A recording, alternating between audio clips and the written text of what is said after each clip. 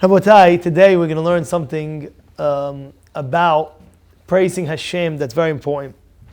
And it's brought down, Ui lahalel Hashem al kol tova she'osei manu. It's befitting to praise Hashem in every aspect that He does for us. Meaning to say, no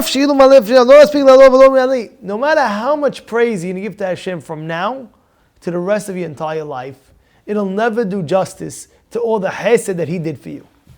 You heard that? You heard what I just said?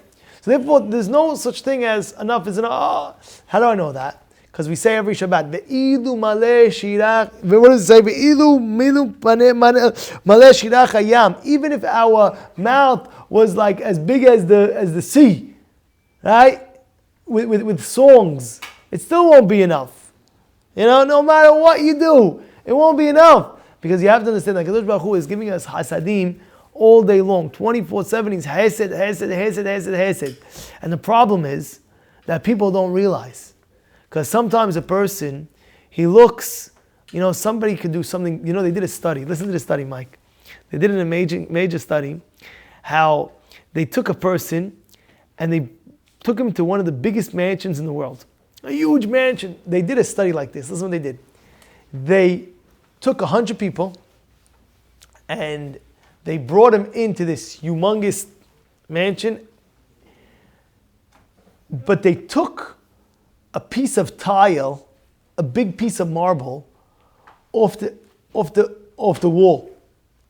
So now when they came in, they saw a huge room, but there was a missing tile. What'd you see in the mansion? Oh, it was missing a tile.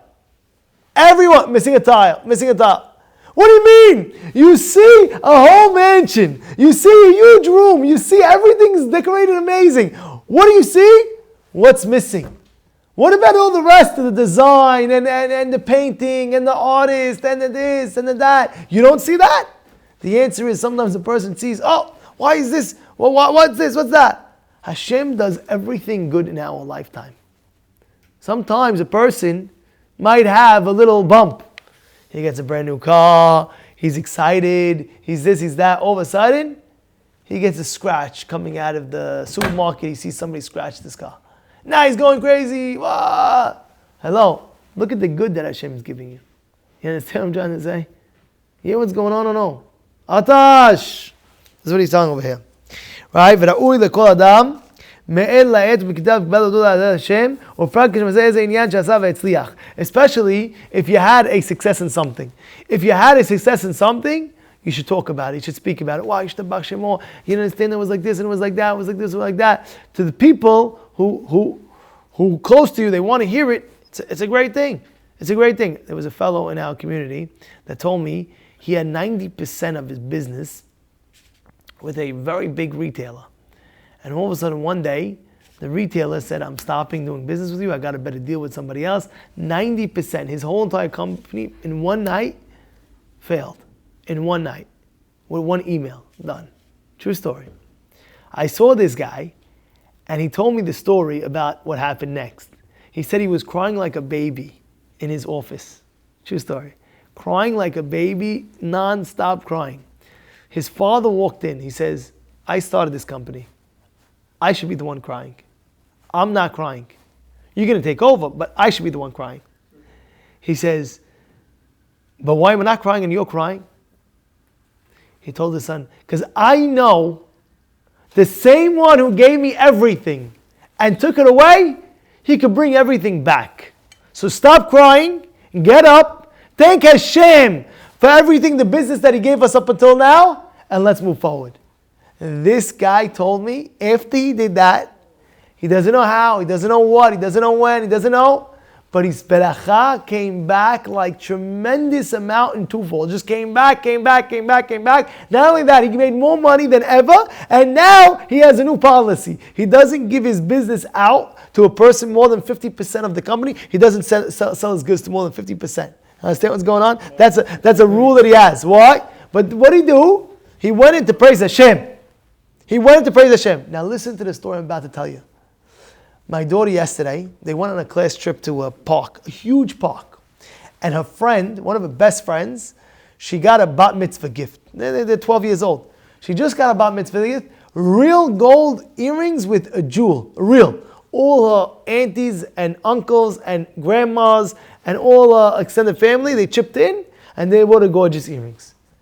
It happens to be, she wore those earrings. She left it on, I guess, by Shabbat.